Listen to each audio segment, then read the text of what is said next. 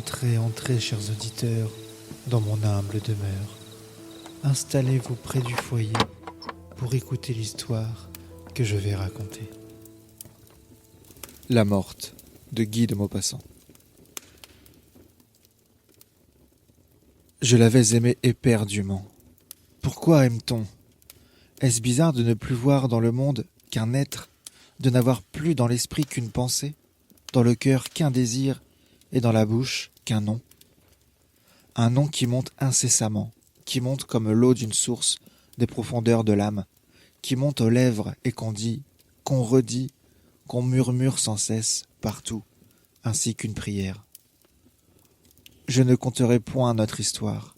L'amour n'en a qu'une, toujours la même. Je l'avais rencontré et aimé, voilà tout. Et j'avais vécu pendant 1 an dans sa tendresse, dans ses bras, dans sa caresse, dans son regard, dans ses robes, dans sa parole, enveloppé, lié, emprisonné dans tout ce qui venait d'elle, d'une façon si complète que je ne savais plus s'il faisait jour ou nuit, si j'étais mort ou vivant, sur la vieille terre ou ailleurs. Et voilà qu'elle mourut. Comment? Je ne sais pas, je ne sais plus. Elle rentra mouillée un soir de pluie, et le lendemain, elle toussait. Elle toussa pendant 1 semaine environ, et prit le lit. Que s'est-il passé? Je ne sais plus. Des médecins venaient, écrivaient, s'en allaient. On apportait des remèdes. Une femme les lui faisait boire. Ses mains étaient chaudes, son front brûlant et humide, son regard brillant et triste. Je lui parlais, elle me répondait. Que nous sommes-nous dit? Je ne sais plus. J'ai tout oublié. Tout. Tout. Elle mourut. Je me rappelle très bien son petit soupir. Son petit soupir si faible. Le dernier. La garde dit « Ah !» Je compris. Je compris. Je n'ai plus rien su. Rien. Je vis un prêtre qui prononça ce mot « Votre maîtresse ». Il me sembla qu'il l'insultait. Puisqu'elle était morte, on n'avait plus le droit de savoir cela. Je le chassais. Un autre vint, qui fut très bon, très doux. Je pleurais quand il me parla d'elle. On me consulta sur 1000 choses pour l'enterrement. Je ne sais plus. Je me rappelle cependant très bien le cercueil, le bruit des coups de marteau quand on la cloua dedans. Oh, mon Dieu. Elle fut enterrée. Enterrée, elle, dans ce trou. Quelques personnes étaient venues, des amis. Je me sauvais. Je courus. Je marchais longtemps à travers des rues. Puis je rentrai chez moi. Le lendemain, je partis pour un voyage. Hier, je suis rentré à Paris. Quand je revis ma chambre, notre lit, nos meubles, toute cette maison où était resté tout ce qui reste de la vie d'un être après sa mort, je fus saisi par un retour de chagrin si violent que je faillis ouvrir la fenêtre et me jeter dans la rue. Ne pouvant plus demeurer au milieu de ces choses, de ces murs qui l'avaient enfermé, abrité, et qui devaient garder dans leur imperceptible fissure 1000 atomes d'elle, de sa chair et de son souffle, je pris mon chapeau afin de me sauver. Tout à coup, au moment d'atteindre la porte, je passais devant la grande glace du vestibule qu'elle avait fait poser là pour se voir, des pieds à la tête, chaque jour, en sortant, pour voir si toute sa toilette allait bien, était correcte et jolie, des bottines à la coiffure. Et je m'arrêtai net en face de ce miroir qu'il avait si souvent reflété, si souvent qu'il avait dû garder aussi son image. J'étais là, debout, frémissant, les yeux fixés sur le verre plat, profond, vide, mais qu'il avait contenu tout entière, possédé autant que moi, autant que mon regard passionné. Il me sembla que j'aimais cette glace. Je la touchais. Elle était froide. Oh, le souvenir. Le souvenir.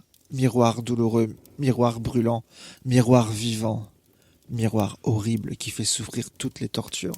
Heureux les hommes dont le cœur, comme une glace, où glissent et s'effacent les reflets, oublie tout ce qu'il a contenu, tout ce qui a passé devant lui, tout ce qui s'est contemplé, miré dans son affection, dans son amour.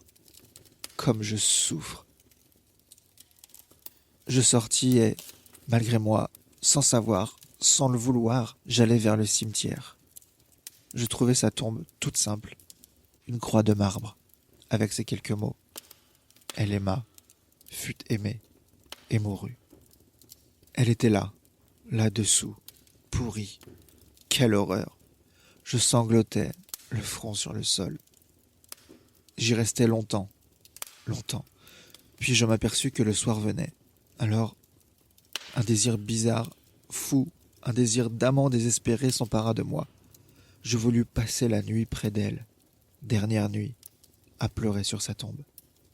Mais on me verrait, on me chasserait. Comment faire? Je fus rusé. Je me levai et me mis à errer dans cette ville des disparus. J'allais. Comme elle est petite, cette ville à côté de l'autre, celle où l'on vit. Et pourtant, comme ils sont plus nombreux que les vivants, ces morts, il nous faut de hautes maisons, des rues, tant de places pour les 4 générations qui regardent le jour en même temps, boivent l'eau des sources, le vin des vignes et mangent le pain des plaines. Et pour toutes les générations des morts, pour toute l'échelle de l'humanité descendue jusqu'à nous, presque rien. Un chant, presque rien. La terre les reprend, l'oubli les efface. Adieu. Au bout du cimetière habité, j'aperçus tout à coup le cimetière abandonné, celui où les vieux défunts achèvent de se mêler au sol, où les croix elles-mêmes pourrissent, où l'on mettra demain les derniers venus. Il est plein de roses libres, de cyprès vigoureux et noirs, de jardins tristes et superbes, nourris de chair humaine. J'étais seul, bien seul. Je me blottis dans un arbre vert. Je m'y cachai tout entier, entre ses branches grasses et sombres. Et j'attendis, cramponné au tronc comme un naufragé sur une épave. Quand la nuit fut noire, très noire, je quittai mon refuge et me mis à marcher doucement, à pas lents, à pas sourds, sur cette terre pleine de morts. J'errais longtemps, longtemps, longtemps, je ne la retrouvais pas. Les bras étendus, les yeux ouverts, heurtant des tombes avec mes mains, avec mes pieds, avec mes genoux, avec ma poitrine et avec ma tête elle-même. J'allais sans la trouver. Je touchais, je palpais comme un aveugle qui cherche sa route, je palpais des pierres, des croix, des grilles de fer, des couronnes de verre, des couronnes de fleurs fanées. Je lisais les noms avec mes doigts, en les promenant sur les lettres. Quelle nuit! Quelle nuit! Je ne la retrouvais pas. Pas de lune. Quelle nuit! J'avais peur, une peur affreuse dans ces étroits sentiers entre 2 lignes de tombes. Des tombes, des tombes, des tombes. Toujours des tombes, à droite, à gauche, devant moi, autour de moi, partout, partout des tombes. Je m'assis sur l'une d'elles, car je ne pouvais plus marcher, tant mes genoux fléchissaient. J'entendis battre mon cœur, et j'entendais autre chose aussi. Quoi? Un bruit confus, innommable. Était-ce dans ma tête affolée, dans la nuit impénétrable ou sous la terre mystérieuse, sous la terre ensemencée de cadavres humains? Ce bruit. Je regardais autour de moi. Combien de temps suis-je resté là? Je ne sais pas. J'étais paralysé par la terreur, j'étais ivre d'épouvante, prêt à hurler, prêt à mourir. Et soudain, il me sembla que la dalle de marbre sur laquelle j'étais assis remuait. Certes, elle remuait comme si on l'eût soulevée.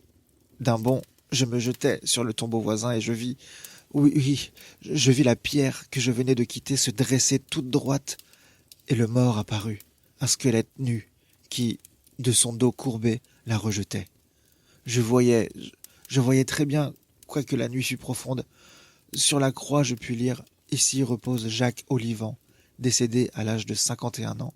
Il aimait les siens, fut honnête et bon, et mourut dans la paix du Seigneur. » Maintenant, le mort aussi lisait les choses écrites sur son tombeau.